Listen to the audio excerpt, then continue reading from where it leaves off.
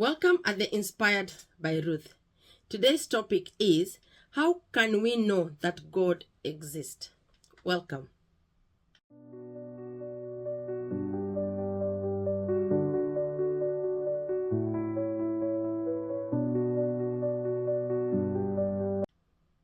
And when we talk about God, which God are we talking about? There are so many gods on this earth. But the God that I'm talking about this evening is the God of the Bible. Why am I using the God of the Bible? Because the God of the Bible, I've checked, is the only one who has few attributes. And I'm just going to mention just two attributes for the sake of this video. One of the attributes of the God of the Bible is Elohim. Because it's only God, is the only God who has explained to us how the creation happened, how this earth was created. And the other attribute I'm going to mention is the self-existing attribute. All other gods that we see them around ourselves today, they do not have this attribute. Why? Most of these gods they depend on human hands to move them from one end to the other. If they want anything to be done, it's only us human beings who does it for them. In fact, these gods were created by human beings, so they do not have power over us who are human beings. Why? Because we created them. We shaped them the way we wanted them to be shaped. And then we go back and worship. We worship them. But God of the Bible is the only one who is self-existing. And how do we defend ourselves about this God of the Bible? That he was here many years ago, in like 2,000 years ago. That's when Christ was introduced to us on this earth in human. But he left his trace. He left his eternity in us. In everything that he created, he put his mark on it. So I'm going to defend this topic using 4 points. That one of the points that I'm going to talk about is through creation. How do we know that this God exists? Is through creation. We are created in the image of God, we human beings. And I believe I've lived long enough on this earth, and I've never come across, or I've never heard of any company, any factory, or anyone who has claimed that he has created a human being. And after creating, he has given his life. So as I'm speaking today, it's only God of the Bible who has done that, the creating of a human being. And how am I going to defend myself on that topic? I'm going to read the book of Romans 1:20, forgive me. Romans 1:20, and I will read. For since the creation of the world, his invisible attributes, his internal power, talking about God of the Bible, and the divine nature has been clearly seen. Oh my, yes. And being understood through what has been made, so that they are without excuse. So we should not have excuse. When we see what God has created, we have no excuse to say that God is not alive, that there is a God somewhere.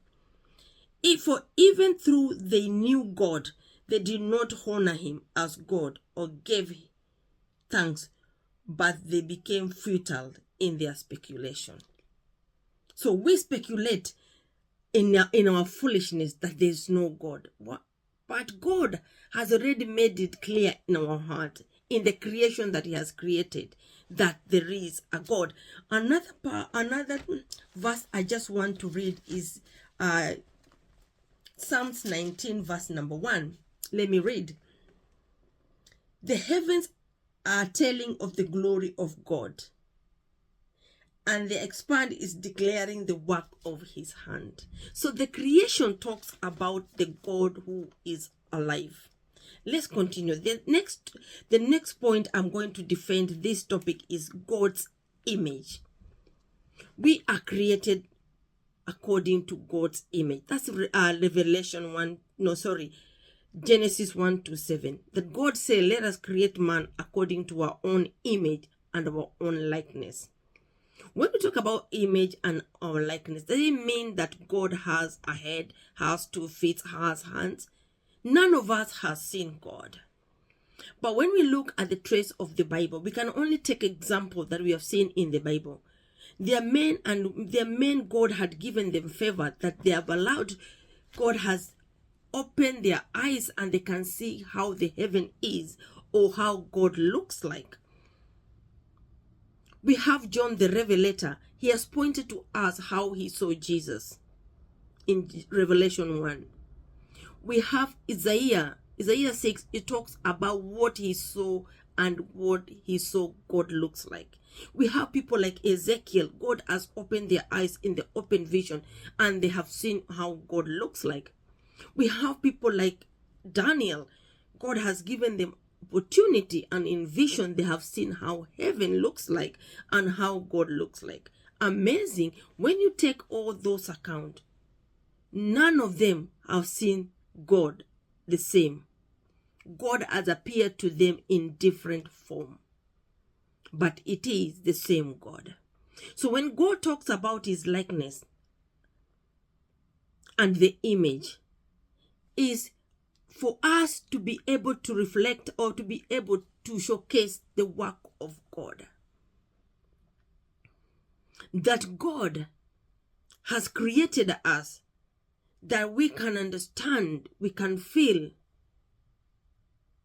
Okay? The other point is the moral law. The moral law. Romans 2:14. Let me read Romans 2:14. I'm going to read. For when Gentiles who do not have the law do intrinsically the things of the law, these not having the law are law to themselves, in that they show the work of law written in their hearts. What is the writer saying? That even the Gentiles who did not have the law, some of the things they did, they had that conscience in their heart. They didn't have the law to follow like the Jewish, but there was that conscience in them, that whatever they were doing, they knew when they were doing something right or when they were doing something wrong. Why? Because God has already put that in us. And the other point is the eternity in our heart. Eternity in our heart. Ecclesiastes 3:11. I hope I've mentioned it very well. Ecclesiastes 3:11. Okay, there we are. Ecclesiastes 3:11. He has made everything appropriate in its time. He has also set eternity in their heart, yet so that man will not find out the work of God has done from the beginning even to the end. So the man will not say that I did not know God or I did not know the work of God. So I've defended my topic and I've said there is a God. Our God exists. The God of the Bible exists. Just because of those two attributes that I've put there, and I will pose a challenge for anyone who is there. Tells me, if you have seen anyone who is self-existing than the God of the Bible, have you seen a God who is Elohim, who is the creator out there? I will throw that challenge out there if you've come across that. But now I've defended my topic and I say our God exists. The God of the Bible is self-existing. He is alive. And if you want to know about this God of the Bible, wherever you are, just in your room, I've said one of the attributes that God of the Bible is self-existing. Wherever you are, and you've come across so many religions and so many gods, and you are wondering who is God, where is this God, is this God alive? I challenge you this hour, just say, God, if you're there, reveal yourself to me. And believe you me, he will reveal himself to you. Why? He is self-existing. May God bless his word.